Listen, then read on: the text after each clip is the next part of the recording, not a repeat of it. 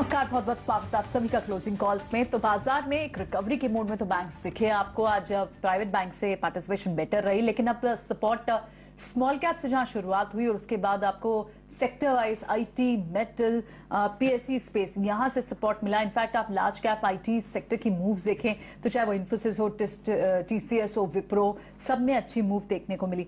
और in fact banks में भी आप देखें तो वहां पर भी जो एक स्प्लिट सा व्यू दिख रहा है प्राइवेट और पब्लिक बैंक्स में, वहां थोड़ा सा गैप तो कवर अप हुआ। लेकिन अब भी आप देखें तो पीएसयू बैंक्स में आपको पार्टिसिपेशन स्टेट बैंक से वहां आधे % की गिरावट, बंधन बैंक लगभग 1.5% नीचे, पंजाब नेशनल बैंक आधा % नीचे। और एज कंपेयर टू जो प्राइवेट बैंक्स हैं उनमें आपको पार्टिसिपेशन अब सेकेंड हाफ में बेटर दिख रही है।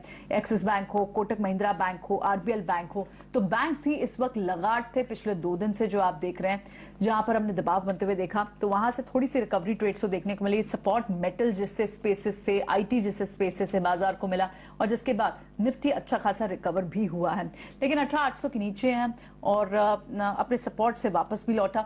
एक बार लेवल्स भी समझ लेते हैं कि इस वक्त कौन से लेवल्स को वॉच करना चाहिए। कुछ पर्टिकुलर स्पेसेस हैं जिनमें अच्छी मूव बनी हुई है, जैसे कि इंश्योरेंस काउंटर्स, चाहे वो एचडीएफसी लाइफ हो, एसबीआई लाइफ हो, और ऑटो के कुछ स्टॉक्स हैं जिन्होंने कम बैक किया, स्पेशली टू व्हीलर स्पेस के ऑटो स्टॉक्स, जहां पर थोड़ा सा प्रेशर आपको बजाज ऑटो जैसे स्टॉक्स में पीछे नाइजीरिया करेंसी डिप्रिसिएशन के चलते जो एक मोमेंटम सा दिख रहा था नीचे की तरफ, वो थोड़ा रिवर्स होता हुआ जरूर दिखाई दे रहा है। और ऑटो बैंक ने भी अच्छी खासी recovery second half of the day से ली है। लेकिन अब लेवल्स के लिहाज से कौन से इंपॉर्टेंट लेवल होने चाहिए?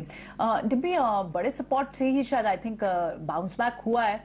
पुल बैक का अटेम्प्ट अच्छा किया है निफ्टी ने, इनफैक्ट सेक्टर से पार्टिसिपेशन किया, आईटी ने, मेटल ने और बजाज और ऑटो स्पेसेस ने भी वापसी की है।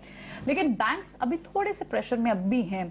ट्रेडर्स कैसे ट्रेड करें? लेवल्स क्या आप इंपॉर्टेंट देख रहे हैं? कहां एक्शन, कौन सी कॉल्स में एक्शन ज्यादा दिख रहा है?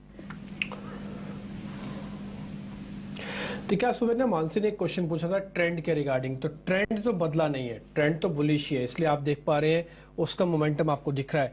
सेंटीमेंट में बदलाव हो रहा है, ये कुछ वैसी है कि एक दिन बारिश हो रही है, अगले दिन फिर से तेज धूप आ जाती है, फिर अगले दिन बारिश होती है, फिर से तेज धूप आती है। कोई अगर आदमी आपसे पूछे कि मौसम क्या चल रहा है, आप कहते हैं कि पता नहीं क्या चल रहा है मौसम में, कभी एक दिन गर्मी और एक दिन सर्दी या एक दिन बारिश आपको दिख रही है। कुछ मार्केट के अंदर वैसा हो रहा है इस समय। मार्केट के अंदर एक दिन आपको ऐसा लगेगा आज हम ऑल टाइम ना केवल हाई बनाएंगे बल्कि 19,000 आज ही ले जाएंगे। और कई बार वीकनेस ऐसी आती है कि पहले आपको लेवल को टेस्ट कराने के लिए पहुंचा देती है कि हम 18,500 को भी ब्रेक कर जाएंगे। ये जो फीलिंग है ना, इसी को हम मनोभाव कहते हैं। इसी को भाव के साथ जो दूसरा हिस्सा मार्केट में प्ले करता है, भावना, वो वाला हिस्सा मार्केट के अंदर आपका सुदृढ़ होना चाहिए, नहीं तो ये आपको चर्न करके रख देगा, आपके पैसे ले जाएगा। फिलहाल मैं एक एक करके सारे पॉइंट्स रख देता हूं कि इस समय मार्केट के अंदर क्या हो रहा है और उसके बाद आगे की रणनीति क्या होनी चाहिए। देखिए, मार्केट के अंदर रेंज बाउंड ट्रेड है, रेंज ब्रेकआउट ट्रेड नहीं है, ना ही ब्रेक डाउन ट्रेड है। हम फिर से उसी दायरे में फंस गए हैं जिस दायरे को अभी एक बार हम अटेम्प्ट करने गए थे कि इस बार हम ऑल टाइम हाई भी बनाएंगे और तोड़ भी देंगे। कॉपी में अगर लिख लें तो एक वो पॉइंट छूट जाएगा, अदरवाइज वैसे फील गुड हो गया कि आपने ऑल टाइम हाई को टेस्ट कर रखा है। दूसरी इंपॉर्टेंट बात, विक्स उसी दिन ही बढ़ा था 5% जिस दिन बाजार ऊपर से नीचे आया था, यानी कि कल के सेशन में। आज विक्स भी नहीं बढ़ रहा, आज ये भी सपाट होकर कामकाज कर रहा है। तीसरी इंपॉर्टेंट बात जो भी आपने सपोर्ट की उठाई, देखिए 18,500 18,600 एक अहम सपोर्ट एरिया है। मार्केट चलता है तब ये सपोर्ट रहता है, मार्केट टूटता है तब भी यही सपोर्ट बना हुआ है। आप पिछले 5 दिन से अगर किसी से बोलेंगे कि एक लेवल जो नहीं बदला, वो कहेगा कि मेरा सपोर्ट नहीं बदला। 18,600-500 वाली रेंज जस की तस बरकरार है। बैंक निफ्टी 43,500 के इर्द गिर्द घूम रहा है, इसके ऊपर स्ट्रेंथ आ जाती है, इसके नीचे वीकनेस का डर लगता है। अब उसने 500 पॉइंट नीचे अपने आप को प्लेस कर दिया।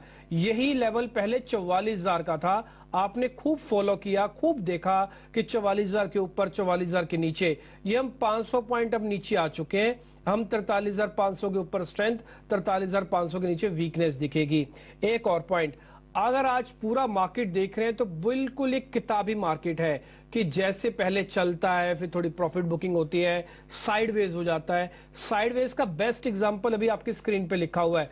50 में से 26 शेयर बढ़त के साथ है, तो गिरने वाले कितने होंगे? 24, वो भी बराबर ही है। लेकिन वेटेज का इंपैक्ट कैसे पड़ता है? कल हम बैंक निफ्टी और बैंकिंग काउंटर्स की वजह से बता रहे थे कि एटीएच नहीं लगा। आज पूरा क्रेडिट रिकवरी का आप फिर से आईटी कंपनीज को दे रहे हैं, जिनकी वेटेज में दोनों ही ये सबसे इंपॉर्टेंट रोल प्ले करते हैं, बैंक एंड आईटी। और मैं ये बोलूंगा कि अगले 2-4 दिन के लिए भी आप बैंक और आईटी पे ही ध्यान रखना। अगर आपको ऐसा लग रहा है कि मेरे को शेयर छांटने में दिक्कत हो रही है, कुछ मत करो, एक लिस्ट बना के बैंकिंग काउंटर और आईटी काउंटर्स बना के रख लो, आपको ट्रेड अपने आप मिलने लग जाएंगे। आगे आते हैं, बैंक निफ्टी के 12 में से 8 शेयर आज कमजोर। इंश्योरेंस शेयर में तेजी है। अगर किसी को स्ट्रक्चरली कोई थीम पकड़नी होती है तो इंश्योरेंस, फर्टिलाइजर वाले शेयर्स, ये एक बार थोड़ा चेक कर सकता है। हालांकि फर्टिलाइजर वाले शेयर्स काफी दिनों से चल भी चुके हैं। एक दो चीजें और इंपॉर्टेंट है, अब मॉनसून के इंपैक्ट को लेकर जो भी खबरें मार्केट के अंदर आएंगी, बाजार इंट्राडे से लेकर 2-3 दिन का रिएक्शन देगा। देश के प्रधानमंत्री अब देश में नहीं है, वो विदेश में जा चुके हैं, तो वहां से भी जो खबरें आएंगी उसका इंपैक्ट आएगा। तो ये 2-4 अहम ट्रिगर हैं जो भी आगे चल के आपको प्ले करेंगे। इसके अलावा गैप अप और गैप डाउन आज हमको यूएस से मिलेगा एक दिन की छुट्टी के बाद, तो हम आज यूएस को और गंभीरता से लेंगे कि आज वो कैसे चाल चलता हुआ दिखता है। मानसी, बिल्कुल, बाजार में इस वक्त हो क्या रहा है, बाजार ने ओवर प्रॉमिस कर दिया था शुक्रवार के सेशन में, क्योंकि शुक्रवार को बाजार इतना अच्छा चले कि उम्मीदें ये थी कि सोमवार को जब हम खुलेंगे तो रिकॉर्ड लेवल्स नजर आएंगे। ओवर प्रॉमिस किया, लेकिन कल के ट्रेडिंग सेशन में ही वो डिलीवर नहीं कर पाया, इसलिए सेंटिमेंट जो है वो थोड़ा सा कमजोर हुए।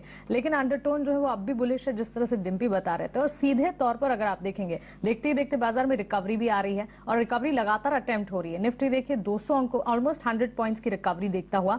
मिड कैप में हम देख रहे हैं 200 अंकों की रिकवरी है, और मिड कैप तो इनफैक्ट चल भी रहे थे लेकिन वहां से भी रिकवरी है। और सेंसेक्स इस वक्त 400 अंकों की रिकवरी दिखा रहा है। सपोर्ट 18,500 से 600 के हैं, लेकिन 18,600 से 18,800 का एक बड़ा दायरा है जिसमें बाजार इस वक्त झूलता हुआ, यानी कि रेंज बाउंड मार्केट नजर आ रहा है।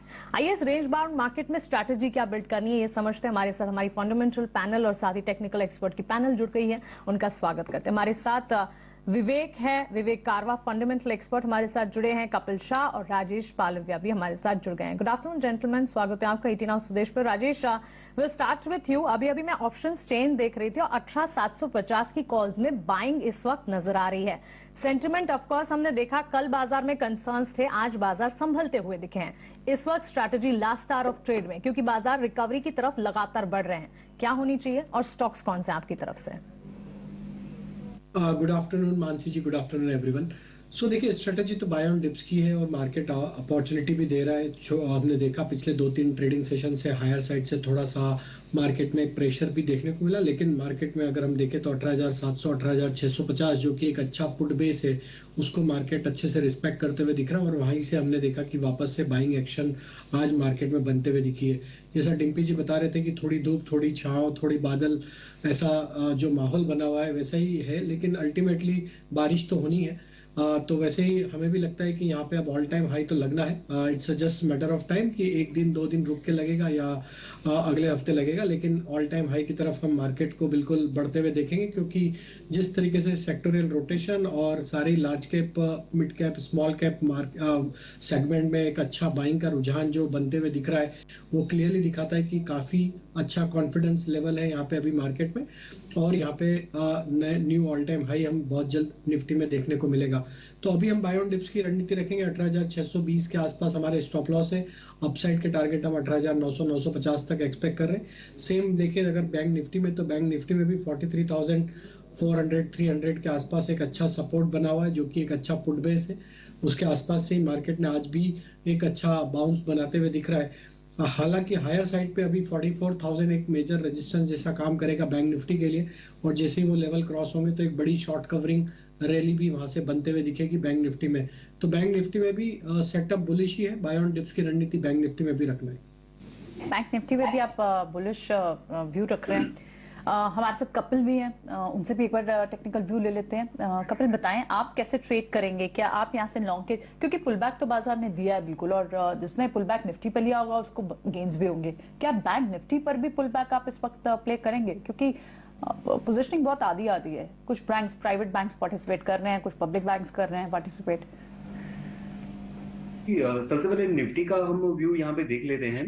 तो एक इंट्राडे का जो सपोर्ट लेवल रहा हुआ है 18,670 का, जो काफी दिनों से काफी अच्छा सपोर्ट लेवल रहा हुआ है, और आज का भी जो इंट्राडे डिक्लाइन हमें देखने मिला हुआ है, तो यहाँ से ही हमें एक ऊपर की ओर पुश देखने मिला हुआ है। तो जब तक 18,670 from the intraday to one day perspective, जब तक मार्केट ये लेवल को होल्ड करके रखा हुआ है, मार्केट का व्यू एक पॉजिटिव में है, और ऊपर में मार्केट अभी 18,667 के यहाँ पे चल रहा है। इंट्राडे के बेसिस पे मुझे इसका रेजिस्टेंस कुछ 18,800, जो एक राउंड फिगर साइकोलॉजिकल लेवल भी हो सकता है, वहां पे एक रेजिस्टेंस मिलते हुए देखने मिल रहा है। फ्रेश अपसाइड मोमेंटम हम 18,800 के ऊपर हम कर सकते हैं, और जैसे ही 18,800 का लेवल मूव करता है, तो जो हमारे पहले के हाई बने हुए थे, पहले के यानी एक आध दिन पहले के जो हाई बने थे 18,870, जो अपना ऑल टाइम हाई का लेवल है, वहां पे मार्केट टेस्ट कर सकता है। तो ये मार्केट का एक 200 पॉइंट का दायरा हम यहाँ पे देख रहे हैं, और इसके बीच में 18,670 फर्स्ट सपोर्ट लेवल है, और 18,800 के ऊपर हम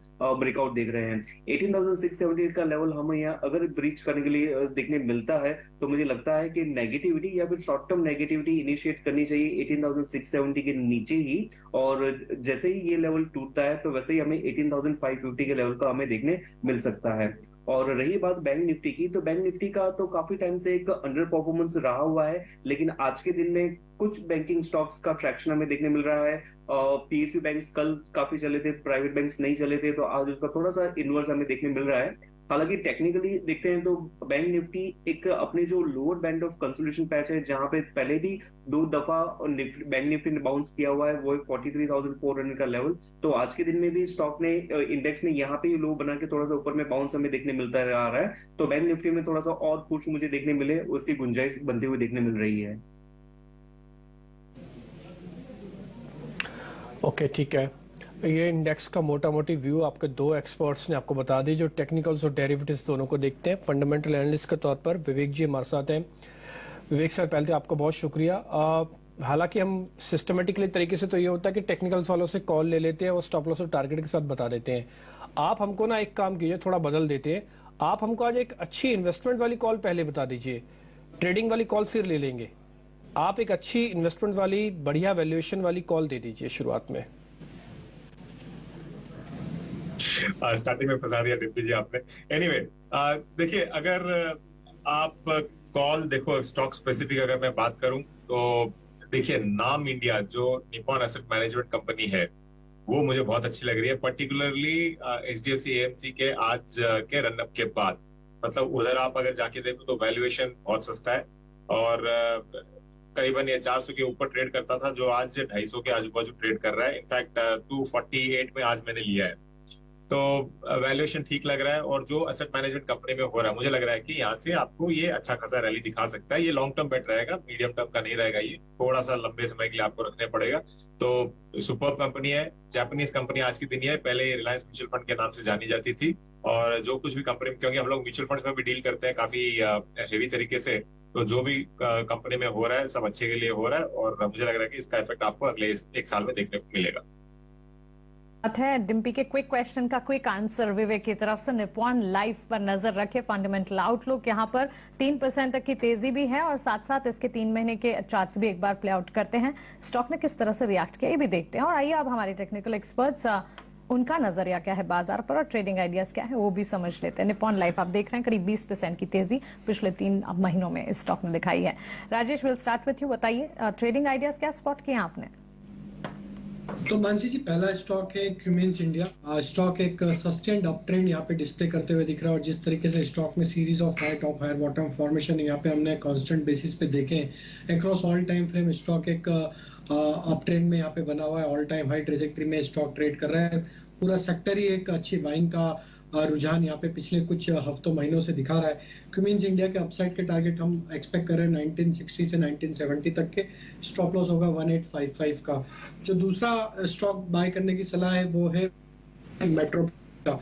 अगर हम देखें तो आज इस सेगमेंट में एक अच्छी बाइंग इंटरेस्ट बनी। मेट्रोपोलिस में देखें तो एक करेक्शन के बाद लोअर साइड पे ऑलमोस्ट 15 से 20 वीक का एक कंसोलिडेशन रेंज का ब्रेकआउट आज यहाँ पे करते हुए दिख रहा है। स्टॉक अपने अब 200 डे मूविंग एवरेज के ऊपर कंफर्टेबली सस्टेन करते हुए दिख रहा है। आज की बाइंग इंटरेस्ट जिस तरीके से बनी है, हमें लगता है ये फर्दर यहाँ पे अपमूव एक्सटेंड होते हुए दिख सकता है। 1480 1490 तक के अपसाइड के टारगेट प्रोजेक्ट कर रहे हैं। स्टॉप लॉस रखेंगे 1375 का। और जो तीसरा स्टॉक बाय करना है वो है रियल एस्टेट स्पेस से, और उसमें हम ओबेरॉय रियल्टी को यहाँ पे बाय करने की सलाह देंगे। यहाँ पे स्टॉक को देखें तो डेली सेटअप पे स्टॉक एक डेली वीकली सेटअप पे एक अपस्लोपिंग चैनल में ट्रेवल करते हुए दिख रहा है। तरीके से पूरे रियल एस्टेट स्पेस में एक स्ट्रेंथ यहाँ पे बनी हुई है। हमें लगता है ओबेरॉय रियल्टी यहाँ पे फर्दर अप मूव को एक्सटेंड करेगा। अपसाइड के टारगेट 1070 तक प्रोजेक्ट कर रहे हैं। स्टॉप लॉस रखेंगे करीब 1002 के आसपास। ठीक है, ओबेरॉय रियल्टी पर आपका नजर है और आपकी कुछ और कॉल्स भी। ठीक है, राजेश ने तो अपनी रिकमेंडेशन दी, एक बार आप कपिल से भी समझ लेते हैं कि उनकी आज की बेट्स क्या हैं। कपिल बताएं आपकी आज की ट्रेडिंग पिक्स क्या हैं। मेरा और राजेश जी का एक कॉल ओवर ने बोला है, that is no Oberoi reality. तो मेरा भी एक ट्रेडिंग कॉल ओबेरॉय रियलिटी में ही रहेगा, क्योंकि हम देख रहे हैं कि मार्केट का ये जो दौरा है जहां पे मार्केट में अपसाइड मोमेंटम है, वो कुछ 58 ट्रेडिंग सेशन से मार्केट अपसाइड मोमेंटम में रही हुई है। इन 58 ट्रेडिंग सेशन में निफ्टी का 11% से इंप्रूवमेंट रहा हुआ है, और जबकि 11% इंप्रूवमेंट जब भी मार्केट का रहा हुआ है, तभी हम कंस्ट्रक्शन सेक्टर को देखते हैं ऑन इक्विवेलेंट वेटेज के बेसिस के हिसाब से। तो कंस्ट्रक्शन सेक्टर सबसे हाईएस्ट रिटर्न दिया हुआ है, जो कि है 34%। और उसके बीच में भी उसके अंदर ओबेरॉय रियल्टी का एक स्टॉक आता है, जिस स्टॉक ने अभी 177 ट्रेडिंग सेशंस का एक जो रेंज बनी थी या फिर एक राउटिंग बॉटम बना था, तो उसका हमें ब्रेकआउट देखने मिला हुआ है, रिटेस्ट देखने मिला हुआ है। सारे के मूविंग एवरेज के ऊपर ये स्टॉक चल रहा है। तो 1018 का भी लेवल चल रहा है, तो इस लेवल पे एक बाय का कॉल तो रहता है। 980 का इसका एक स्टॉप लॉस रहेगा, और ऊपर में जो हम टारगेट के पोटेंशियल देख रहे हैं, सो 1070 से 1080 की अपसाइड पोटेंशियल हमें उसमें आते हुए देखने मिल रही है। तो सबसे पहला ये एक ट्रेड है। और दूसरा HCL टेक। आज के दिन में जैसे हम देख रहे हैं कि आईटी स्टॉक्स का एक ट्रैक्शन हमें देखने मिला हुआ है। पहले कुछ second tier third tier stocks move कर रहे थे, लेकिन पिछले दिनों में या फिर आज के दिनों में HCL टेक है या फिर टेक महिंद्रा है, जहां पे हमें लार्ज कैप स्टॉक्स में भी मोमेंटम हम देखने मिल रहा है। तो HCL टेक पहले भी उसका एक structure comparatively to other blue chips company का स्ट्रक्चर वाइज काफी अच्छा रहा होगा, और आज यहाँ पे हमें एक बकायदा एक ब्रेकआउट देखने मिल रहा है काफी दिनों के ट्रेडिंग सेशंस के बाद में। तो HCL टेक पे हमारा एक बाय का व्यू रहता है। करंट मार्केट प्राइस पे बाय करना है। 1125 का यहाँ पे स्टॉप लॉस रहेगा, और ऊपर में हमारा टारगेट रहेगा 1215 का। ठीक है, तो HCL टेक आपके लिस्ट में आ गया, 1215 है। अब आप देखेंगे धीरे धीरे करके आईटी कंपनीज आ रही हैं, आपके ट्रेड में होते हुए दिखेंगी आपको। इन्फोसिस हमने सुबह पता किया था, उस समय ट्रेड तो नहीं मिला खुश से हमसे, लेकिन दोपहर होते होते उसमें खबर आ गई, कोई ATP नाम की कंपनी है, उसके साथ उन्होंने करार किया। HCL टेक TCS आज बड़ा कंटेंडर बन गया, जो कि बाजार को ऊपर लेके आने में कामयाब हो रहा है। तो ज्यादातर आईटी का प्ले आज आपको दिख जाएगा वापस मार्केट के अंदर। HDFC AMC के अंदर जो हाथ बदला हुआ है, उसने भी काफी अच्छे से आज शेयर को चलाया। टेक्निकल्स वालों से पता करेंगे तो कहेंगे वो ब्रेकआउट है और गैप भी है, लेकिन फंडामेंटली क्या शेयर ठीक है, जरा समझना जरूरी है। विवेक जी, अभी ना मेरे सहयोगी शरद मेरे साथ जुड़ रहे हैं, वो ये पूरी खबर आपको बता देंगे, आप भी जरा समझ लीजिएगा, और उसके बाद जरा अपने एनालिसिस करके बताइए फंडामेंटली ये शेयर के अंदर नए इन्वेस्टर को भी इस प्राइस पे आ जाना चाहिए।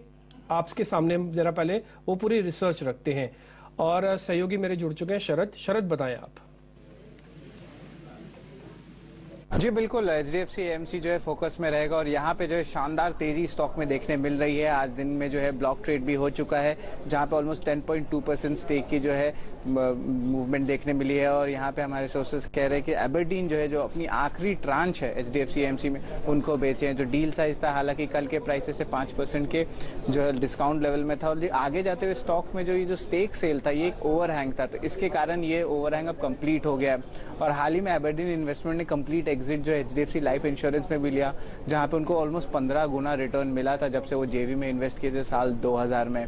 अब स्टॉक स्पेसिफिक बात करें तो वैल्यूएशंस देखें तो अभी पी में लगभग 27 गुना चल रहा है 12 मंथ्स फॉरवर्ड का, और अगर उसको 5 ईयर एवरेज देखें तो अभी भी उससे कम आ रहा है, 32 टाइम्स पे आ रहा है।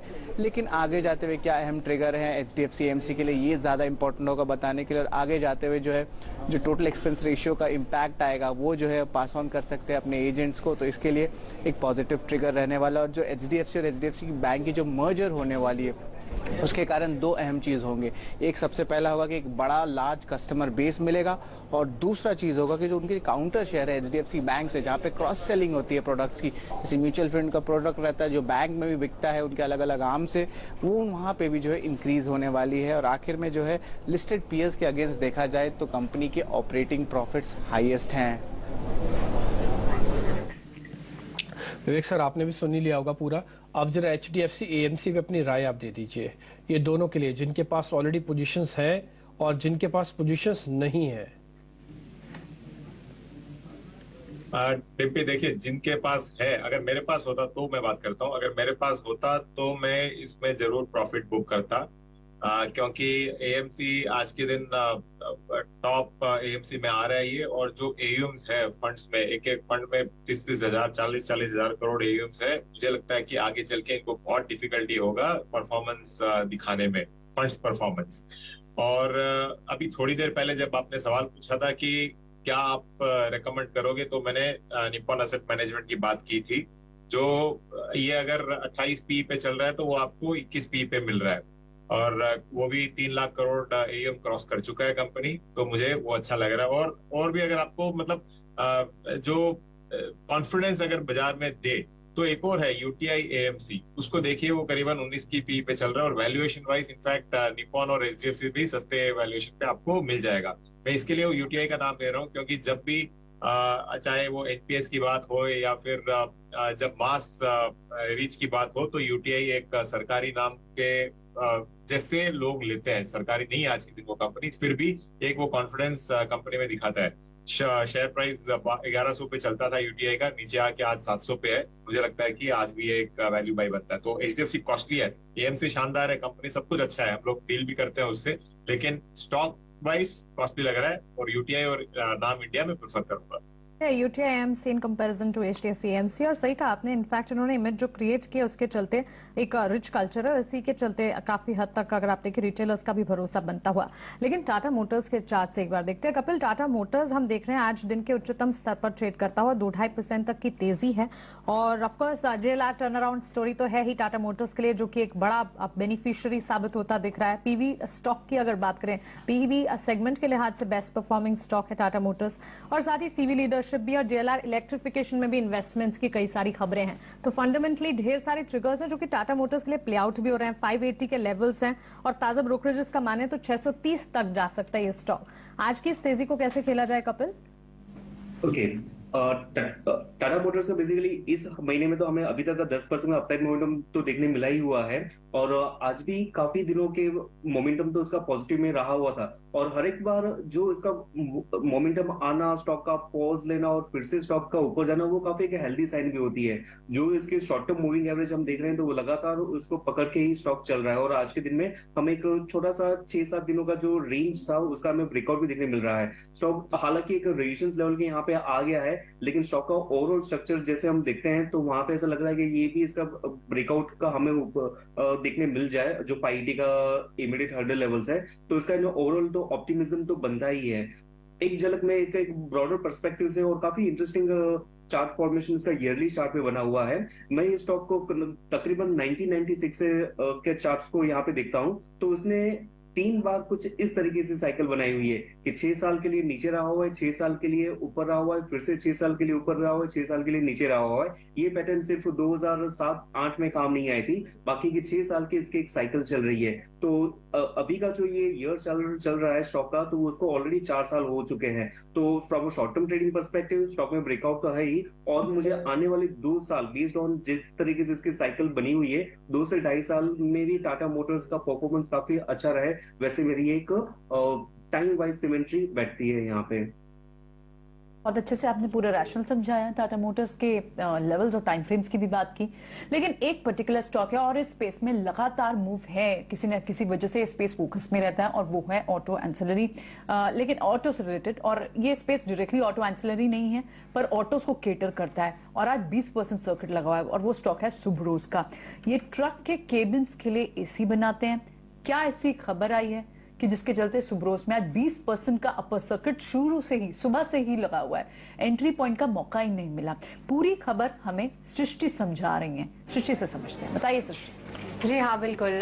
रोड ट्रांसपोर्ट मंत्री नितिन गडकरी ने अनाउंस किया है कि जो अब ट्रक्स होंगी उनमें एसी लगेगा और कई सालों से उनकी कोशिश थी कि ट्रक्स में एसी लगे, क्योंकि जो ड्राइवर्स हैं बड़े लंबे समय के लिए वो गाड़ियां चलाते हैं और साथ ही वो कंफर्ट लेवल नहीं आता, भीषण गर्मी रहती है और इसके बावजूद वो पूरी सर्विस अपनी देते हैं, वो भी ऐसी इंडस्ट्री में जहाँ पे इंडियन ड्राइवर्स की काफी कमी है। इसी पर उन्होंने अब एक नोटिफिकेशन भी जारी किया है और अब ये रूल बनाया है कि अब जो है वो एसी जो केबिन्स है, जो ट्रक्स के केबिन्स हैं उनमें एसी लगेगा। उन्होंने अनाउंसमेंट कर दी है, 1 से 2 दिन में इसका नोटिफिकेशन भी आ जाएगा और अब उनका ये कहना है कि आने वाले साल में यानी 2025 की शुरुआत से ही अब जितनी कंपनीज हैं उनको ट्रक्स में एसी लगाना पड़ेगा। और ये सबसे इम्पोर्टेंट और काफी बेनिफिशियरी न्यूज है सुब्रोस लिमिटेड के लिए, क्योंकि भारत में एक लीडिंग प्लेयर है, सबसे बड़ा प्लेयर माना जाता है जहां पे एसी फिटिंग की बात आती है। दोनों ही सेगमेंट्स में, पैसेंजर व्हीकल और कमर्शियल व्हीकल सेगमेंट में कंपनी का प्रेजेंस है। पर कमर्शियल व्हीकल सेगमेंट की बात करें तो अब जितनी बड़ी कंपनीज ले लीजिए, Mahindra and Mahindra, Tata Motors, Ashok Leyland, Eicher Motors, VECV, यहाँ तक कि SML, इसूजू और फोर्स मोटर्स तक भी इनके क्लाइंट्स हैं। तो सभी बड़े नाम इनके क्लाइंटेल में शामिल है और 45% मार्केट शेयर रखते हैं वो इंडियन मार्केट्स में जब एसी फिटिंग की बात होती है। अभी अगर हम इंडस्ट्री को देखें तो कुछ कंपनीज ने एसी फिटिंग चालू कर दी थी, बट एक ये रूल नहीं था, मैंडेटरी नहीं था, पर अब उसको मैंडेटरी बना दिया है और आने वाले टाइम में जो कि 18 महीने दिए गए हैं सभी कंपनीज को इस रूल से कंप्लाई करने के लिए, क्योंकि अभी तक थोड़ी हेजिस्टेंस इसलिए थी क्योंकि कॉस्ट बढ़ जाता है, साथ ही माइलेज कम हो जाती है, इसके लिए कंपनीज नहीं लगाती थी एसी। पर अब इस रूल के बाद कंपनीज को एसी लगाना होगा और सुब्रोस के लिए ये बेहद पॉजिटिव खबर है। के लिए पॉजिटिव खबर है। ऑफ कोर्स ड्राइवर्स की एफिशिएंसी बढ़ेगी, शायद एक्सीडेंट्स भी कम होंगे और ये ना भूलें कि नेशनल लॉजिस्टिक पॉलिसी जो नितिन गडकरी बहुत कीन है अपनी लॉजिस्टिक कॉस्ट को नीचे लाने में, हो सकता है ये भी एक क्रूशियल स्टेप हो। But yes, of course transportation cost जरूर बढ़ सकती है, उसे देखना होगा कि वो किस तरह से पैन आउट होती है इस बेसिस पे। शुक्रिया सृष्टि ये खबर बताने के लिए। लेकिन आपको नितिन गडकरी जी की वो रिएक्शन, वो बाइट, एक बार वो कम्युनिकेशन भी सुनवाते हैं जिसके बेसिस पर ये सृष्टि कंपाइल कर रही है खबर। हमारे देश में ड्राइवर की कमी है। एक ड्राइवर कोई 14 घंटे, कोई 16 घंटे ट्रक चलाता है। अगर हम बाहर के देशों में जाएंगे तो उसका टाइम बस और ट्रक चलाने वालों का टाइम रिस्ट्रिक्ट किया गया है। हमारे ड्राइवर की जो केबिन्स रहती थी, वो जब मैं मंत्री बना तो मुझे लगा कि इतने 43, 44, 47 में डिग्री टेम्परेचर होता है तो ड्राइवर की हालत बहुत खराब होती है। तो मैं एयर कंडीशन केबिन के बारे में बहुत आग्रही था, पर इससे कॉस्ट बढ़ेगी ऐसा कहकर कुछ लोगों ने काफी विरोध किया। पर भी आज मैं यहाँ आने के पहले मैंने वो फाइल पर साइन कर दी है कि इसके बाद ट्रक की जो ड्राइवर की केबिन होगी वो एसी होगी, क्योंकि आखिर काम करते समय हमें उस व्यक्ति के मनस्थिति का, उसकी स्थिति का विचार करना चाहिए। मशीन भी अगर काम करती है तो उसको ग्रीस देना पड़ता है, फ्यूल डालना पड़ता है। तो नितिन गडकरी अपने इस बेबाक अंदाज के लिए वैसे भी जाने जाते हैं और बड़े फैसले लेते हैं और जो कहते हैं वो करके भी दिखाते हैं। ऐसे कई बार उन्होंने अपनी स्पीच में ये बात की भी है। तो इसलिए ये जो सर्किट आज 20% का आपको लगता है दिख रहा है, ये ऐसे ही नहीं लगा, ये वही कॉन्फिडेंस है जो आपको दिख रहे हैं। तो इससे पहले भी कई अनाउंसमेंट्स होती हैं लेकिन उतनी गंभीरता से मार्केट उसको रिएक्ट नहीं करता। सुब्रोस के आगे और चलेगा, ये राजेश जी हमको बताने वाले हैं। राजेश सर, वैसे अगर आप देखेंगे तो 2018 जनवरी का भी ये लेवल्स को ब्रेकआउट कर रहा है, पार हो गया तो नई कैटेगरी के अंदर भी आ जाएगा और चांसेस लगता है कि आ जाएगा। तो कल परसों जब भी मौका मिले प्लस करें या फिर इस खबर को थोड़ा और सेटल हो जाने दे फिर देखें इसको।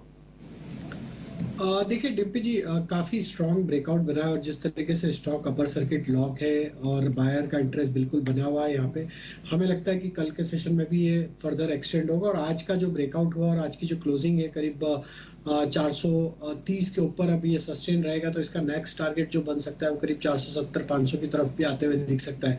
तो हमें लगता है कि फर्दर यहाँ पे कल के सेशन में भी एक मोमेंटम तो एक्सटेंड होते हुए दिखेगा अपसाइड का। जिनके पास भी पोजीशन है बने रह सकते सकते हैं और स्टॉप लॉस को हम यहाँ पे 410 के आसपास रख लें। अब हमें लग रहा है कि ये स्टॉक में जो ब्रेकआउट आज हुआ है क्लोजिंग बेसिस पे, ये 470 480 की तरफ स्टॉक को लेके जा सकता है। ओके, तो चलिए सुब्रोस पर ये राय, बड़ी खबर और इसी का असर है जो कि स्टॉक प्राइस में भी आप देख रहे हैं। चलिए, आप 3 बज गए हैं और हमारे खबर गर्म है सेगमेंट का वक्त हो चला है।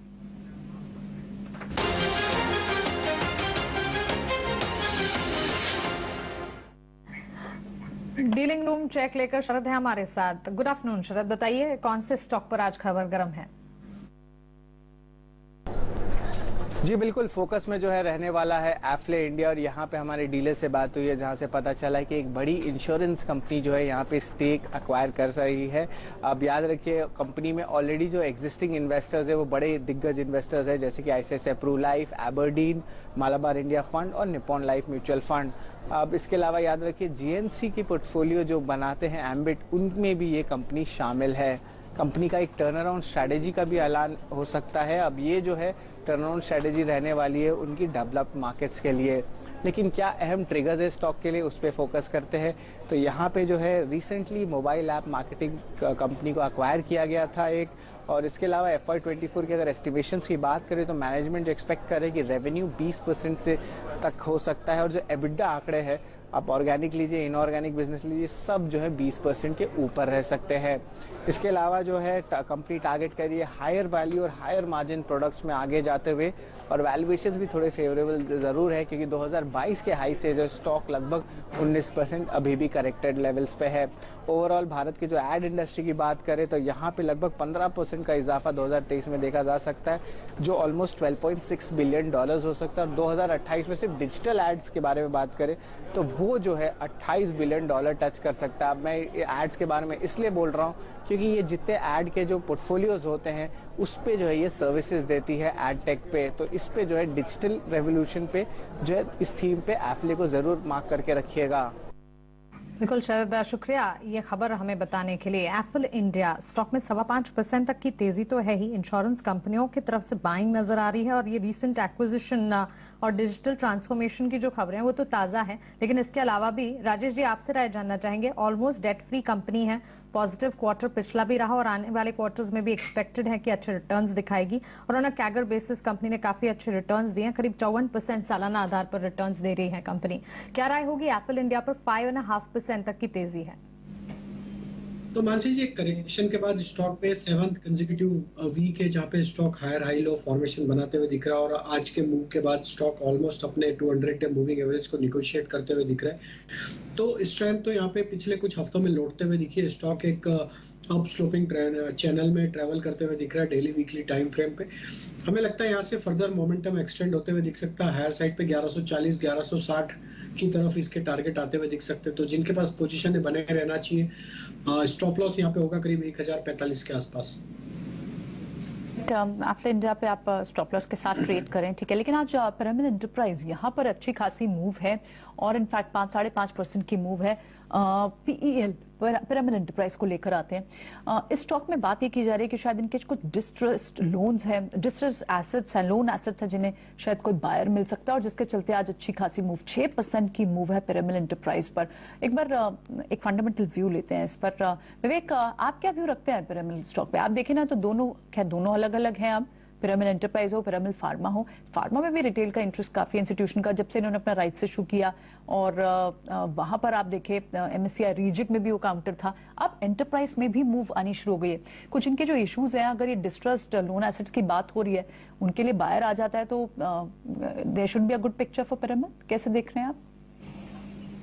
डेफिनेटली, इनफैक्ट मुझे ध्यान है ये जब 750 या 750 था तब हमने डिस्कस किया था इसको, और तभी मैंने कहा था कि ये 900 तक जाना चाहिए क्योंकि वैल्यूएशन ठीक है, और जो सेलिंग प्रेशर आना था आफ्टर डीमर्जर, मतलब पिरामिड एंटरप्राइजेस से पिरामिड एंटरप्राइजेस और फार्मा अलग हुआ था, और उसके कारण काफी सेलिंग आई दोनों काउंटर्स में, और वो सेलिंग अब थम गई है। और इनफैक्ट पिरामिड फार्मा पे तो जेफरीज ने एक अपग्रेड दिया, पिरामिड एंटरप्राइजेस भी अब ब्रोकरेजेस के कवरेज में आने लग गया है, और वैल्यूएशन भी आज भी मुझे इनफैक्ट ठीक लग रहा है। मुझे लग रहा है कि अभी भी ये 900 तक जाएगा। और दूसरी चीज, अगर ये डिस्ट्रेस्ड असेट्स सेल कर पाते हैं तो most of the focus pyramid enterprise का भी मैंने एक कॉन कॉल अटेंड किया था, जहाँ पे ये लोग भी बहुत क्लियर है कि ये लोग अब रिटेल फोकस ज्यादा करेंगे, जहाँ पे एनपीएस सबसे कम आता है। तो ये जो बिजनेस शिफ्ट हो रहा है, चाहे वो आईडीएफसी हो या पिरामिड एंटरप्राइजेस हो, पूना वाला हो, ये सारी की सारी कंपनीज लग रहा है कि आगे चल के भी अच्छी करेगी। तो अभी भी बाई रहेगा, इसको होल्ड करना चाहिए। सेलिंग का कोई मतलब रीजन ही नहीं दिखता मुझे। शेयर सुबह सुबह फिर से हमने नोटिस किया भी था, उस समय टेक्निकल एनालिसिस से भी पता करवाया था कि ये शेयर चल सकता है। उन्होंने भी कहा यस चलेगा। शायद खुश से हमने पता किया था और ये भी कहा था कि इसको पोजिशनली थोड़ा आप होल्ड करके रखना पूरी सीरीज के लिए। जून का one of the best share है, एक्टिव शेयर है, अब ये सुस्त नहीं रहता। 5.5% तो आज में ऊपर है। एक और खबर मार्केट के अंदर चल रही है, शुरुआती नोट में बात कर रहे थे, वो थी मानसून के अपडेट्स को लेकर। आज से 2-3 दिन पहले खबर ये आ रही थी कि मानसून थोड़ा डिले है और डेफिसिट है। पिछले 2-3 दिन में मानसून कहां तक पहुंचा, आगे कहां तक पहुंच सकता है, कितना बेहतर हो जाएगा या फिर इस समय की यथास्थिति क्या है, सब कुछ समेट के लेके आया मेरे सहयोगी अभिषेक। और अभिषेक आपको वॉल के जरिए बेहतरीन ढंग से आपको बताएंगे इस समय मानसून की सिचुएशन और अभी तक क्या क्या बयान आए हैं। अभिषेक बताएं आप।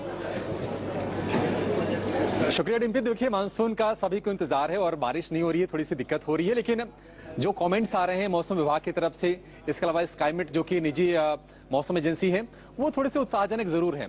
हालांकि अभी तक की जो स्थिति है वो निश्चित तौर पर थोड़ी सी चिंताजनक है, क्योंकि पश्चिम तटीय क्षेत्र, दक्षिण प्रायद्वीप, पूर्वी भारत, मध्य भारत, यहाँ पर मानसून का भी इंतजार किया जा रहा है। कई जगहों पर आपको थोड़ी बूंदाबांदी हो रही है, कहीं कहीं बारिश भी हो रही है, लेकिन मानसून का इंतजार है। मानसून में देरी क्यों है? तो बिपरजॉय जो तूफान था उसके असर के चलते थोड़ी सी बाधा आ रही है मानसून की चाल में, और इसके अलावा अल नीनो जिसकी आशंका पहले ही जाहिर की गई थी, उसके चलते भी मानसून में हम देरी देख रहे हैं। लेकिन बारिश में जो कमी है या फिर कितनी ज्यादा कहीं जो सरप्लस है वो कहां पर ज्यादा हो रही है आपको बता देते हैं। तो पूर्वी और उत्तर पूर्वी भारत में 21% कम बारिश हुई है अभी तक सामान्य से। उत्तर पश्चिम भारत में 37% ज्यादा हुई है, थोड़ा सा वहां पर हमें बारिश ज्यादा देखने को मिली है। और अगर हम मध्य भारत की बात करें तो 56% और दक्षिण प्रायद्वीप में 61% कम बारिश हुई है। अगर हम इसका सभी का औसत निकालें तो तकरीबन 33% कम बारिश देखने को मिली है। लेकिन मानसून को लेकर जो आईएमडी यानी कि मौसम विभाग का जो अनुमान है वो बहुत ही ठीक ठाक लग रहा है, क्योंकि दक्षिण भारत में मानसून के आगे बढ़ने के लिए स्थितियां अनुकूल लग रही है मौसम विभाग को। इसके अलावा अगले 2 से 3 दिन में ओडिशा में कुछ हिस्सों में मानसून पहुंच सकता है। पश्चिम बंगाल, झारखंड, बिहार यानी कि जो देश के जो पूर्वी इलाके हैं, जो बंगाल की खाड़ी से जो प्रभावित होते हैं, वहां पर मानसून की दस्तक आपको कुछ दिनों में देखने को मिल जाएगी। इसके अलावा पूर्वी उत्तर प्रदेश के हिस्सों में 2 से 3 दिनों में मानसून पहुंच सकता है। तो प्रोग्रेस थोड़ी सी धीमी जरूर है, लेकिन जो बयान आ रहे हैं वो थोड़े से ठीक है, क्योंकि 2 से 3 दिन में आपके पूर्वी हिस्से में मानसून की दस्तक देखने को मिलेगी। बहुत शुक्रिया आपका ये सारी की सारी डिटेल्स हमें बताने के लिए। तो मानसून पर अपडेट इस वक्त सबसे इंपॉर्टेंट हो जाता है, जैसे कि हम आपको लगातार बता भी रहे थे, कल भी इसका जिक्र हमने किया था कि 3M है जिस पर खास नजर रखनी चाहिए। मार्केट है, साथ ही मोदी जी की जो विदेश यात्रा है, और मानसून को लेकर जो वेदर डिपार्टमेंट्स हैं वो लगातार एक कर अपने बयान जारी कर रहे हैं। हमने स्काईमेट ने जब अपना बयान जारी किया, चिंता जाहिर की मानसून को लेकर, तब स्काईमेट के अधिकारियों से भी आपकी बात करवाई थी। और इस वक्त अगर आप देखेंगे आईएमडी की तरफ से जो पॉजिटिव फोरकास्ट आ रहा है, ऑफ कोर्स डिले हुआ है, लेकिन 2 या 3 दिन में मानसून जो है पूर्वी उत्तर भारत में आता हुआ दिख जाएगा। ये ताजा अपडेट हमें मिल रहा है। मानसून के साथ साथ फर्टिलाइजर, एग्रोकेमिकल, ये सारे स्टॉक्स हैं जिस पर लगातार हमारा फोकस रहता भी, और फर्टिलाइजर स्टॉक में तो अच्छा एक्शन है भी। कपिल, फर्टिलाइजर स्टॉक्स में आज हम देख रहे हैं काफी मजबूती है। फैक्ट का शेयर देखिए, इतनी अच्छी बढ़त दिखा रहा है, करीब 10% की तेजी हम देख रहे हैं। RCF, Chambal fertiliser, Madras fertiliser, national fertiliser, माना कि ये तेजी है, लेकिन ड्यूरिंग दी मॉनसून सीजन यहाँ पर तेजी और बढ़ती हुई दिखेगी, पूरे आसार हैं। तो इन स्तरों पर भी क्या एंट्री लेवल्स बनते हैं? का तो बेसिकली जब हम इसका चार्ट का ब्रॉडर स्ट्रक्चर हम देखते हैं तो एक टाइम था ईयर 2002 से लेके ईयर 2021 तक, यानी 20 साल तक स्टॉक का एक कंसोलिडेशन पैच ही रहा था। स्टॉक 18 रुपीज से 66 रुपीज के यहाँ पे मूव किया हुआ था। तो ये स्टॉक का जो 20 साल का हमें ब्रेकआउट देखने मिला है, हालांकि वो ब्रेकआउट कुछ 80 के लेवल पे हमें देखने मिला था। आज स्टॉक का कुछ 420 के यहाँ पे आ गया है, लेकिन इतने बड़े कंसोलिडेशन पैच के बाद का जो ब्रेकआउट आता है that is quite healthier one. और इसके भी जो मंथली चार्ट पे मैं देखता हूँ तो एक फ्लैग एंड पैटर्न का एक फॉलोअप साइन मुझे देखने मिल रहा है, जो एक बुलिश कंटिन्यूएशन साइन हम इसको बोल सकते हैं। तो एक अच्छा सा मूव ऑलरेडी आ चुका है, स्टॉक प्राइस रिट्रेस हो गए, फिर से ऊपर में पुल होते हुए देखने मिल रहे हैं। तो ये जो हमें ब्रेकआउट देखने मिल रहा है, तो ऑफकोर्स हम उसको बोल सकते हैं ये ब्रेकआउट के सस्टेन होने के चांसेस काफी ज्यादा अच्छे रहेंगे। और अभी मार्केट में लार्ज कैप को बैक सीट पे है और small cap mid cap front seat पे है, और ये स्टॉक भी आपका स्मॉल कैप से ही बिलोंग करता है। तो फर्टिलाइजर का एक थीम आउट प्ले अगर करना होता है तो फैक्ट काफी एक अच्छा सा स्टॉक रहेगा from the small cap category. और अगर आप लार्ज कैप कैटेगरी में आपके दर्शक मित्र को देखना चाहते हैं तो कोरोमंडल को हम यहाँ पे लार्ज कैप में शामिल कर सकते हैं देखने के लिए, लेकिन दोनों का स्ट्रक्चर काफी अच्छा बुलिश लग रहा है। इस बीच मार्केट ने एक बहुत ही शार्प रिकवरी दिखाई भी है। आप निफ्टी पर 18,800 के ऊपर है और बैंक निफ्टी तो 100 पॉइंट्स ऊपर है। इनफैक्ट 200 पॉइंट्स की जो रिकवरी पिछले 15-20 मिनट से दिखाई है वो बहुत शानदार दिखी है और बैंक्स अच्छे खासे लीड कर रहे हैं। कोटक बैंक, एक्सिस बैंक, यहाँ पर अच्छी रिकवरी आई है। ऑटो पैक से तेजी फिर से आपको दिखाई दी है। आप चाहे टाटा मोटर्स की बात करें, M&M की बात करें, वहां पर स्मार्ट रिकवरी ऑटो से पुल हुई है। ऊपर की तरफ जो खींचने वाले दूसरे काउंटर्स में रिलायंस का कंट्रीब्यूशन है, क्योंकि रिलायंस अब फ्लैट टू पॉजिटिव काम कर रहा है, एटलीस्ट कोई दबाव नहीं दिख रहा। इस वजह से ही आप इंडेक्स को ऊपर आते हुए भी देख रहे हैं। और जो दूसरे काउंटर्स हैं उसमें आपको आज मेटल काउंटर्स में भी JSW स्टील जैसे काउंटर्स हैं जिनमें अच्छी मूव दिख रही है यहाँ से। तो कुछ BTSC ट्रेड्स यहाँ से ले लेते हैं। जिस तरह का पुल बैक एक बार बैंक्स ने दिखाया है और एक शार्प रिकवरी दिखाई है लार्ज कैप प्राइवेट बैंक्स ने। राजेश, कोई ट्रेड लेंगे आप बैंक्स पे? क्या BTSC ट्रेड्स में बैंक्स हो सकते हैं आज? बिल्कुल। तो प्रियंका जी, यहाँ पे बैंकिंग स्टॉक्स ने एक अच्छा यहाँ पे लीडरशिप वापस से दिखाई और जिस तरीके से बैंक निफ्टी की यहाँ पे एक रिकवरी बनी है, हमें लगता है बिल्कुल यहाँ पे ICICI बैंक पे फोकस करना चाहिए। स्टॉक में एक करेक्शन के बाद वापस से बाइंग इंटरेस्ट यहाँ पे बनते हुए दिखा है, तो हमें लगता है कि ICICI बैंक यहाँ पे बाय किया जा सकता है। लोअर साइड से रिकवरी वापस यहाँ पे आते हुए दिख रही है और अपसाइड के टारगेट 940 तक आते हुए दिख सकते हैं। वहीं हम देखें तो बैंकिंग स्पेस में अगर हम PSU बैंक में जाते हैं तो यहाँ पे बैंक ऑफ बड़ौदा यहाँ पे हमें काफी पसंद आ रहा है। जिस तरीके से स्टॉक में 190 के लेवल को होल्ड आउट किया है, तो बैंक ऑफ बड़ौदा भी हमें लगता है कि यहाँ से बाय किया जा सकता है और इसमें अपसाइड के टारगेट 200 से 205 तक आते हुए दिख सकते हैं। तो ये दो स्टॉक हमें लगता है कि बैंकिंग पैक से बाय किए जा सकते हैं। बाकी जो दूसरे स्टॉक हमें BTST पॉइंट ऑफ व्यू से अच्छे लग रहे हैं, उसमें FMCG में हमें Godrej consumer product, Godrej CP यहाँ पे का पसंद आ रहा है। स्टॉक एक अप ट्रेंड में बना हुआ है और जिस तरीके से लास्ट के 15-20 मिनट में एक बाइंग बनते हुए दिखी है, ये स्टॉक का हमें लगता है कल के सेशन में 1100-1120 की तरफ बढ़ते हुए दिखेगा। स्टॉप लॉस होगा करीब 1055 के आसपास। जो दूसरा स्टॉक कैश सेगमेंट में हमें BTST के लिए अट्रैक्टिव लग रहा है वो है BEML का। स्टॉक अपने डे हाई की तरफ ट्रेड करते हुए दिख रहा है।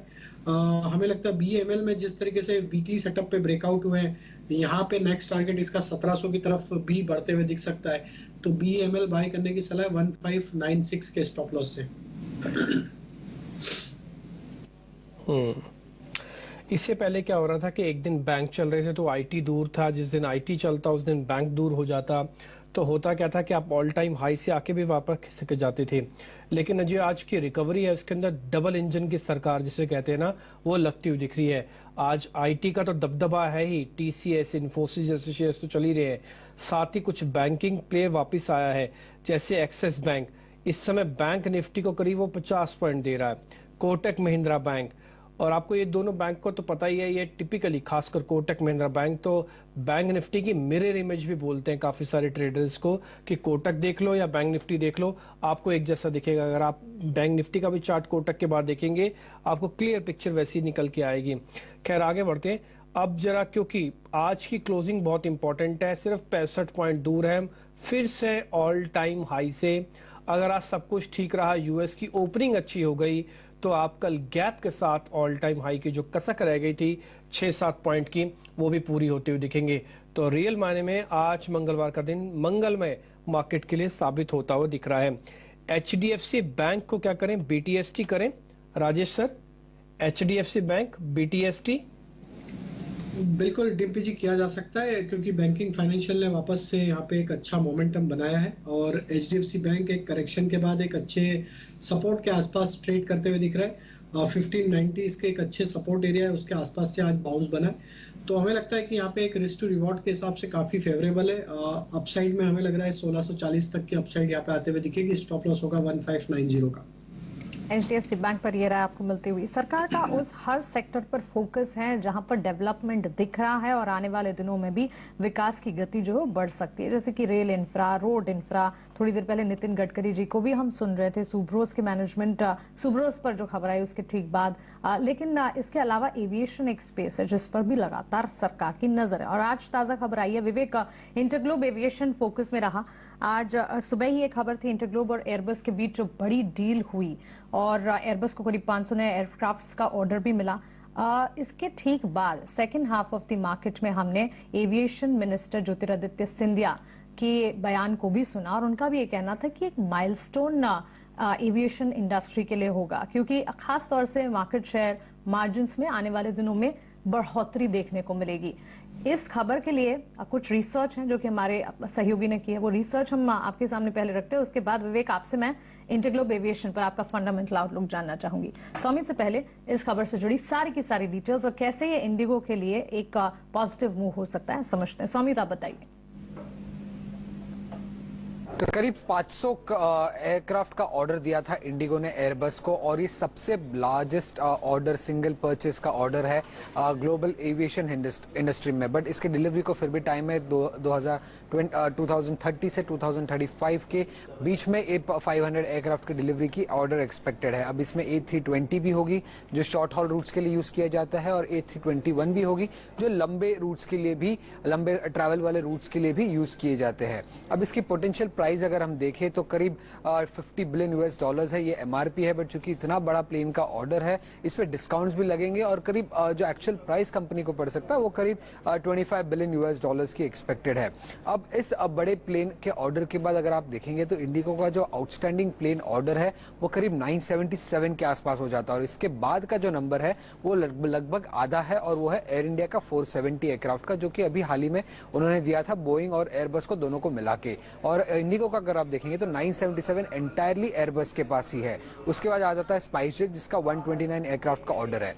तो इतना बड़ा ऑर्डर क्यों प्लेस कर रखा है इंडिगो ने, ये जानना बहुत इंपॉर्टेंट है, क्योंकि अगर आप देखेंगे तो पिछले 20 साल में एयरक्राफ्ट डिलीवरीज जो थे वो हमेशा शॉर्ट सप्लाई में रहे हैं। तो एयरक्राफ्ट डिलीवरी में काफी इश्यूज होते हैं और इसी इश्यूज को ना झेले कंपनी आगे चल के और अपने एयरक्राफ्ट के ऑर्डर्स को सिक्योर करने के लिए उन्होंने इतना बड़ा ऑर्डर एक साथ ही एयरबस को दे दिया है। तो सारे 2030 के बाद जितनी भी उनकी एयरक्राफ्ट की रिक्वायरमेंट होगी वो अब इजीली पूरी हो सकती है, ऐसे कंपनी का एक्सपेक्टेशंस है। अब कंपनी के लॉन्ग टर्म प्लान्स अगर आप देखेंगे तो 2030 तक वो अपने फ्लीट साइज को डबल करना चाहते हैं। अभी करंटली 306 एयरक्राफ्ट है, उसको वो 2030 तक डबल कर देंगे और उसके बाद के जो 500 एयरक्राफ्ट के ऑर्डर्स है वो लार्जली उनकी रिप्लेसमेंट डिमांड को पूरी कर सकती है आराम से आगे चल के। अब कंपनी ये एयरक्राफ्ट ऑर्डर इसलिए दे रहे हैं क्योंकि डोमेस्टिक मार्केट में वो इजीली 15% का ग्रोथ एक्सपेक्ट कर रहे हैं और उनका इंटरनेशनल प्लान काफी है ग्रो करने का। उनका मेन फोकस इंटरनेशनल की तरफ रहेगा। इंटरनेशनल कैपेसिटी मिक्स जो है वो 23 से बढ़ाकर 30% करना चाहते हैं अगले 2 साल में, ऐसे कंपनी के सीईओ ने कहा था। अगर आप देखेंगे तो कंपनी जो है इंडिगो 7th लार्जेस्ट एयरक्राफ्ट है, डिपार्चर्स के हिसाब से करीब 1800 डिपार्चर्स होते हैं डेली बेसिस पे और कंपनी का अगर आप मार्केट शेयर देखेंगे तो वो काफी डोमिनेंस बढ़ चुका है डोमेस्टिक मार्केट में। मई के महीने में उनका जो मार्केट शेयर था वो 60% से भी ज्यादा था और ये मार्केट शेयर इसलिए भी बढ़ा था क्योंकि गो फर्स्ट शटडाउन हो गया था। बट काफी स्ट्रॉन्ग होल्डिंग है इंडिगो की इंडियन एविएशन इंडस्ट्री में, काफी टाइम से 50% प्लस मार्केट शेयर रहा है और मई के महीने में ये 60% से अधिक हो चुका है। समित, शुक्रिया ये सारी डिटेल्स हमें बताने के लिए। तो डोमिनेंस तो है ही विवेक इंडिगो की। मॉर्गन स्टैनली की रिपोर्ट भी आज सुबह आई थी, पॉजिटिव रिपोर्ट, ओवरवेट की रेटिंग कायम रख रहे हैं। 3126 तक के टारगेट्स इन्होंने सुझाए हैं। आपका फंडामेंटल एनालिसिस क्या कहता है? मानसी, मतलब मजेदार बात यह है कि कोविड में मैंने 800 में लिया था और दुख की बात यह है कि 1600 में बेच दिया था और उसके बाद में स्टॉक और भी और परफॉर्मेंस दे रहा है। देखिए, आज कंपनी के साथ सब कुछ अच्छा हो रहा है और मुझे लगता है कि इसका जो 50% का मार्केट शेयर है ये बरकरार रहेगा, क्योंकि जितने भी प्राइम टाइम स्लॉट्स है, ज्यादातर आप कभी भी कोई भी फ्लाइट बुक करने के लिए जाओ तो आपको इंडिगो ही फर्स्ट चॉइस लेना पड़ता है। मैं कई बार सोचता हूँ कि और कोई एयरक्राफ्ट लूं, लेकिन ले नहीं पाते हैं क्योंकि इंडिगो ही वो टाइम पे सूट करता है। तो एक तो ये है और दूसरी चीज, आगे चल के जितने मतलब अभी आप नितिन गडकरी की जी बात कर रहे थे, ज्योतिरादित्य सिंधिया भी फुल काम जोर से लगे हुए हैं और प्लान ये है कि अगले 5 साल में 100 और नए एयरपोर्ट आने हैं। तो धीरे धीरे चल के ऐसे हो जाएगा कि आपका ट्रेन तो सेकेंड चॉइस बन सकता है और फर्स्ट चॉइस आपका एविएशन पहला चॉइस बन जाएगा। और एक और चीज, अगर मेरी खबर अगर सही है तो इंडिगो में अभी बॉम्बे से लेके दिल्ली एक 2% एथनॉल डाल के एटीएफ में एक टेस्ट फ्लाई किया है। तो अगर वैसा होता है और एथनॉल का मतलब यहाँ पे अगर बढ़ता है मिक्सिंग, तो आई थिंक एटीएफ कॉस्ट गिरेगा और उसके बाद में ओवरऑल फायदा इस इंडस्ट्री को और भी होने वाला आगे चल के। तो ओवरऑल पॉजिटिव व्यू मुझे लग रहा है कि ये जाएगा 2800-3000 तक, ये जा सकता है, पॉसिबिलिटी है। और इसका एक ही कंपटीशन आ सकता है ज्यादा आगे चल के। स्पाइसजेट तो है ही नहीं पिक्चर में, अगर आना है तो कभी एयर इंडिया अगर लिस्ट होगी तब जाके कंपटीशन सही में स्टॉक मार्केट में आएगा। एब्सोल्युटली। तो इंटरग्लोब एविएशन के लिए यहाँ से भी एक ग्रोथ ट्रजेक्टरी ऊपर की दिखती है। स्टॉक अच्छा चला भी है, लेकिन और ऊपर बुलिश टारगेट्स हैं, 3200 तक के टारगेट्स हैं ब्रोकिंग फर्म के, बिल्कुल। लेकिन इस बीच निफ्टी पर भी आप लेवल्स देखें तो अब फिर से बात हो रही है कि क्या ऑल टाइम हाई जल्दी आ जाएगा। 60-62 पॉइंट बस हम फिर से दूर रह गए हैं। बहुत ही स्मार्ट रिकवरी, बैंक्स की तरफ से पार्टिसिपेशन नहीं था, और बैंक्स की पार्टिसिपेशन अब पिछले आधे पौने घंटे में दिखा भी है। प्राइवेट पब्लिक दोनों बैंक्स में से, लार्ज कैप बैंक से पार्टिसिपेशन आ रही है। बैंक निफ्टी भी सुधरा है, इनफैक्ट लगभग 170 पॉइंट नीच जो आज के डेज लो से, वहां से लगभग 400 पॉइंट्स तक का आपको बैंक निफ्टी पर देखने को मिला। लेकिन एक बहुत ही खास contest, because record high with स्वदेश। जी हाँ, ये एक खास कैंपेन है जो हम स्टार्ट कर रहे हैं। हम चाहते हैं कि एक रिकॉर्ड ऊंचाई का जश्न हम अपने स्वदेश के व्यूअर्स के साथ मनाएं। आप हमें ये बताएं कि किस गाने पर डांस करके आप नया हाई करेंगे सेलिब्रेट। आपके लिए अपने पसंदीदा गाने पर डांस का वीडियो रिकॉर्ड करें, हमें भेजें। आप हमें मेल कर सकते हैं, हमारे व्हाट्सएप नंबर पर आप भेज सकते हैं, या फिर आप हमारे सोशल मीडिया हैंडल्स पर इन खबर के, इन पोस्ट के कमेंट बॉक्स में भी अपने वीडियोस भेज सकते हैं। तो रिकॉर्ड हाई विद स्वदेश पर वीडियो शेयर करें, अपना डांस वीडियो, और व्हाट्सएप नंबर आपकी स्क्रीन पर फ्लैश हो रहा है, इस नंबर पर आप भेज सकते हैं, या फिर आप सोशल मीडिया पर भी अपने वीडियो हमें पोस्ट करके भेज सकते हैं। ठीक है, तो ये तो हुई स्वदेश पर ऑल टाइम हाई सेलिब्रेट करने की बात। लेट्स होप ये जल्दी आए। इस हफ्ते सोमवार को भी उम्मीद थी, लेकिन वहां से स्लिप हुआ, बाजार पर दबाव दिखा। अब आज फिर से स्मार्ट रिकवरी दिख रही है। ऐसे में कौन से दूसरे ट्रेड्स हैं, और आज आईटी लेड रिकवरी ज्यादा दिख रही है। रिलायंस में भी अच्छी मूव दिख रही है। इनफैक्ट राजेश, क्या रिलायंस पर एक बीटीएससी ट्रेड बनता है यहाँ से? तो देखिए, रिलायंस में एक स्ट्रेंथ तो यहाँ पे बनी हुई है। पिछले कुछ दिनों से देखें तो स्टॉक एक साइडवेज कंसोलिडेशन करते हुए दिख रहा है, लेकिन ओवरऑल अगर इसके स्ट्रक्चर देखें तो एक बुलिश टेरिटरी में ही स्टॉक ट्रेड करते हुए दिख रहा है।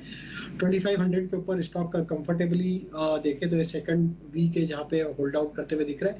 बीटीएसटी ट्रेड किया जा सकता है, और हमें लगता है कि रिलायंस का भी यहाँ पे योगदान रहेगा इंडेक्स को ऑल टाइम हाई लेके जाने के लिए। और हमें लगता है कि ये स्टॉक में 2620 तक की अपसाइड यहाँ पे देखने को मिल सकती है, और उसके साथ ही हमें लगता है कि न्यू ऑल टाइम हाई भी बनते हुए दिखेंगे। तो बाय करने की सलाह है। रिलायंस में भी 2530 के आसपास के स्टॉप लॉस रखेंगे। रिलायंस भी इस समय डेज, और कहते हैं ना कि जब आपके अच्छे दिन आते हैं तो चारों तरफ से आते हैं, और जब थोड़ा सेलिंग होते हैं तो फिर चौतरफा सेलिंग होने दिखने लगती है आपको, फिर इक्का दुक्का सेक्टर छूट जाते हैं। आज रिलायंस चल गया, आईटी चल गए, बैंक चल गए, इंश्योरेंस चल गए। इसके अलावा अगर आप देखेंगे तो बैंकिंग में निजी पार्टिसिपेशन अच्छी चल के आई है। बैंक ऑफ बड़ौदा तो कल भी ऊपर था, लेकिन आज एक्सिस और आईसीआईसीआई ने काफ़ी हेल्प की, कोटक ने काफ़ी हेल्प की है मार्केट के ऊपर आने में। ठीक है, देखते हैं। मेरे को लग रहा है कि आज 60 पॉइंट जो रह गए कल गैप के साथ ही पूरे होंगे। मार्केट थोड़ा शर्मीला है, हो सकता है सामने सामने ऑल टाइम हाई ना लगाए, गैप के साथ आपको लगाते हुए दिखे। तो कल देखते हैं कल क्या होता है। लेकिन हाँ, बीटीएसटी के सौदे आज काफ़ी मिल जाएंगे, ढूंढे भी जा सकते हैं। टाटा पावर, कपिल एक बार आप जरा देख के बताइए, टाटा पावर बीटीएसटी करें। काफ़ी चर्चा है इसकी टाटा पावर की शेयर में कि अच्छा ट्रेड है, रख लो। चलता नहीं है, ट्रेड अच्छा है, इसमें कोई दो राय नहीं है, बट चलता नहीं है ये। जी, टाटा पावर से देखकर मैं मंथली चार्ट पे देखता हूँ तो एक ब्रेकआउट एक पिछले 6-8 महीनों से हम देखते हैं, जैसे आप बोल रहे हो चलता नहीं है, तो 6-8 महीनों से मार्केट में काफी apart from the market momentum ये स्टॉक नीचे ही रहा हुआ है। लेकिन अभी फिलहाल कुछ ट्रैक्शन हमें देखने मिल रहा है। स्टॉक अपने लोअर बैंड के यहाँ से भी रिवर्ट कर रहा है, तो एक वैल्यूएशन के हिसाब से काफी अच्छा, टेक्निकली जो इसका एक लोअर बैंड है वहां से स्टॉक राइज कर रहा है, तो ये काफी अच्छा कंफर्ट देखने मिलता है। और पिछले कुछ दिनों से ये स्टॉक का जो 214 रुपए का जो रेजिस्टेंस लेवल था और जो काफी एक रेजिस्टेंस था इसका, तो स्टॉक में वहां पे ब्रेकआउट हमें देखने मिला हुआ है और पिछले 6-7 दिनों से भी स्टॉक के कंसोलिडेट कर रहा है। तो स्टॉक की मोमेंटम थोड़ी सी कमजोर तो है, लेकिन बीटीएसटी में मुनाफा देखने मिले ना मिले पता नहीं, थोड़ा सा टाइम इसको होल्ड करना पड़े। लेकिन एक 218 के स्टॉप लॉस से इस स्टॉक को खरीद सकते हैं और ऊपर में उसका जो इमीडिएट अपसाइड पोटेंशियल जो देखने मिलता है वो तो 230 के यहाँ पे हमें देखने मिलता है। तो बीटीएसटी से फास्ट ट्रैक्शन ना देखने मिले, लेकिन ओवरऑल पॉजिटिव मोमेंटम है इस स्टॉक में। डिस्कस करते हैं जहां पर अच्छा आप मूव इस वक्त नजर आ रहा है, लेकिन साथ साथ आप आरबीएनएल पर भी खबर देख रहे हैं। आपके स्क्रीन पर कंपनी को चेन्नई मेट्रो रेल से एक ऑर्डर मिला है 1700 करोड़, करीब 1700 करोड़ का ऑर्डर मिला है। और रेलवे स्टॉक्स पे आरबीएनएल इन पर्टिकुलर अगर देखें ऑर्डर विंस के चलते लगातार फोकस में रहती है। आज स्टॉक रिएक्ट नहीं कर रहा है, 1% तक की गिरावट हम देख रहे हैं, लेकिन बावजूद इसके एक न्यूज फ्लो है जिसके चलते ये फोकस में रहेगा।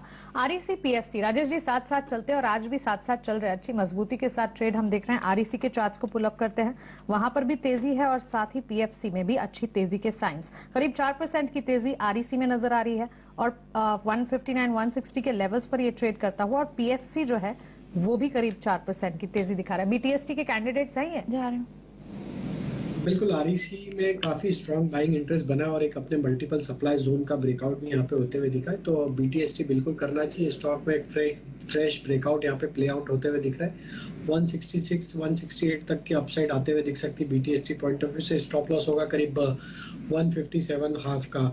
पीएफसी भी सेम सिमिलर पैटर्न है, एक अच्छा ब्रेकआउट यहाँ पे भी आते हुए दिखा है।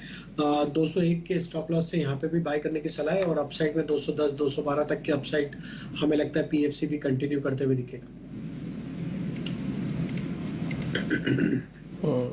हालांकि शेयर तो काफी सारे ठीक है, लेकिन इस बीच में कोई एक शेयर के अंदर डुअल बेनिफिट दिखता है। एक तो इंश्योरेंस का प्ले है उसके अंदर, उसका नाम है LIC, और दूसरा क्या LIC की होल्डिंग है अलग अलग कंपनीज में। जैसे मान लीजिए अब ऑल टाइम हाई के आसपास है, तो जहां जहां पे LIC होल्ड करता हुआ दिखेगा उसको इनडायरेक्टली बेनिफिट उसका भी मिलेगा और अपने बिजनेस का तो मिलेगा ही मिलेगा, जो कि कंपनी अब लिस्ट भी हो चुकी है। तो LIC डुअल बेनिफिट का कैंडिडेट है। विवेक सर, ये बीटीएसटी और होल्डिंग दोनों के हिसाब से ठीक है ना? शेयर की आज के हिसाब से तो क्लोजिंग अच्छी हो रही है, वैसे इन्वेस्टमेंट के हिसाब से भी रख सकते हैं ना इसको, रखना चाहें तो? डिम्पी जी, थोड़ा सा मेरा कंट्रोवर्शियल ओपिनियन रहेगा इस पे। अगर LIC को आप सिर्फ इंश्योरेंस बिजनेस के रूप में अगर देखते तो ये आज 400 रुपए का शेयर होता, क्योंकि आप अगर इसका कोर बिजनेस देखो तो आपको दिखेगा कि ये लगातार मार्केट शेयर लूज कर रहा है प्राइवेट प्लेयर्स को, और जो हाई मार्जिन प्रोडक्ट्स होते हैं जैसे इलिप्स वगैरह, वहां पे LIC का फोकस बिल्कुल नहीं है। तो मतलब ओवरऑल मार्केट शेयर, जैसे इंडिगो की बात कर रहे थे कि मार्केट शेयर तो उसका बढ़ा है आफ्टर गो है, लेकिन LIC का कम होते जा रहा है क्वार्टर ऑन क्वार्टर। अब शेयर 630 में भी क्यों अच्छा लग रहा है, ये भी है क्योंकि जो आपने दूसरा कारण बोला, ये एक बहुत बड़ा होल्डिंग कंपनी है जिसका बहुत इन्वेस्टमेंट्स है बाजार में, और वो उसको अच्छा खासा सपोर्ट दे रहा है। और जैसे जैसे मार्केट ऊपर जाएगा ऑटोमेटिकली जो NAV है LIC का, या फिर आप समझ लो जो बेसिक कोर वैल्यू है अंदर होल्डिंग्स का, वो बढ़ने वाला है। तो इसके कारण डाउन साइड लिमिटेड है और अपसाइड जब तक बाजार अच्छा करेगा ये भी अच्छा करेगा, बाजार टूटेगा तो ये भी टूटेगा, वापस 600 लेवल से आएगा। बिल्कुल। तो यहाँ पर अपसाइड और डाउन साइड दोनों के एंटिसिपेशन। लेकिन विवेक, एक और स्पेस है ऑटो एंसिलरी, जिसकी लगातार हम बात करते ही हैं। टायर स्टॉक्स भी चले हमने देखा, इसके अलावा अगर आप देखिए ऑटो एंसिलरी के जितने भी कैंडिडेट्स हैं, एंसिलरी भी फोकस में रहते हैं। अब ऑटो कंपोनेंट्स में एक स्टॉक है, स्मॉल कैप कैटेगरी का है। ऑटो कंपोनेंट इक्विपमेंट पर ही आपकी राय चाहिए, लेकिन रोलेक्स रिंग्स, इसके चार्ज देखिए करीब 9-10% तक की तेजी हम देख रहे हैं। काफी सारे पॉजिटिव ट्रिगर्स हैं विवेक, और फंडामेंटली अगर आप देखें रेलवे इंफ्रा पर जो फोकस है, ईवी और हाइब्रिड सेगमेंट का आउटलुक जो है, ये सारी की सारी चीजें इस कंपनी या इस पूरे पॉकेट के लिए काफी पॉजिटिव साबित होगी। एक्सपोर्ट पोटेंशियल भी नजर आती है। क्या यहाँ पर फंडामेंटली आपका आउटलुक और मजबूत दिखता है ऑटो कंपोनेंट्स में भी, और ऑफ कोर्स रोलेक्स रिंग्स को इन पर्टिकुलरली आप ट्रैक करते हैं तो? देखिए, अगर रोलेक्स रिंग्स आप इन पर्टिकुलर बात कर रहे हो तो थोड़ा सा इस रनअप के बाद वैल्यूएशन थोड़ा सा ऑन दी हायर साइड दिख रहा है, तो हो सकता है कि ऑन टिप से बाई रहेगा। और कंपनी तो मतलब आपका कोई भी नंबर्स ले लो इसका, मैं अगर मतलब जो रेशियोज होते हैं तरह तरह के सारे बात अगर करूँ तो सब में अच्छा कर रहा है, लेकिन वैल्यूएशन थोड़ा सा स्ट्रेस्ड हो गया है। लेकिन जैसे आपने कहा ऑटो एंसिलरी, बाकी अगर आप देखो थोड़ी देर पहले हमने एक ऑटो एंसिलरी की बात की थी, गैब्रियल इंडिया है, मतलब कई कंपनीज ऐसी है जो आज भी अंडर प्राइस्ड दिख रही है और वैल्यूएशन भी बहुत बहुत सस्ता दिख रहा है यहाँ से। बिल्कुल। तो automobile as a sector recovery देगा और मुझे लगता है कि ऑटो एंसिलरी भी यहाँ से कैचअप करेगा वो। ओके, चलिए, जबरदस्त रिकवरी के बीच बाजार की क्लोजिंग हो रही है। आइए फाइनल क्लोजिंग जानते हैं प्रियंका से। Priyanka, over to you.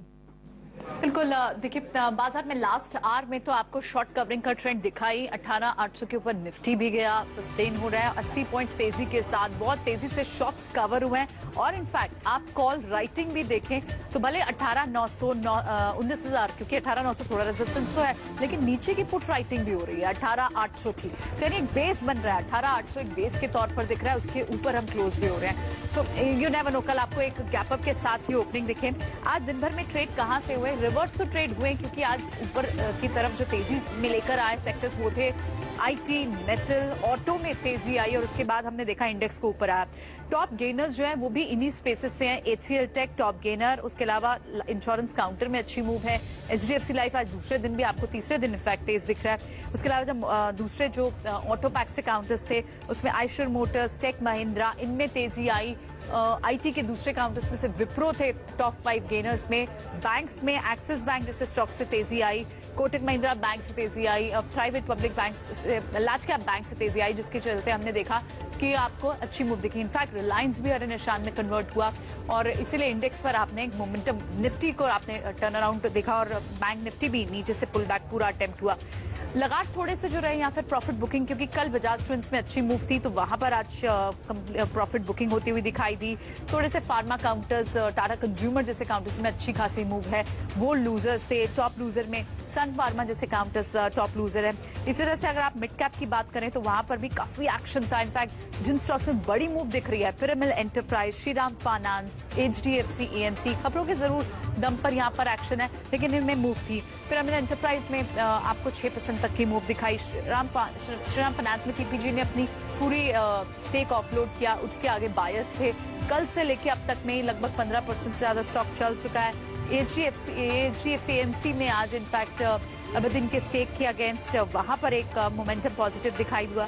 तो मिड कैप में अगर आप दूसरे लूजर्स की बात करें तो जी जैसे काउंटर्स, कंटेनर कॉर्प जैसे काउंटर, थोड़ी प्रॉफिट बुकिंग आपको डिक्सन टेक जैसे काउंटर्स में दिखाई दी। अदरवाइज मिड कैप में काफी एक्शन था।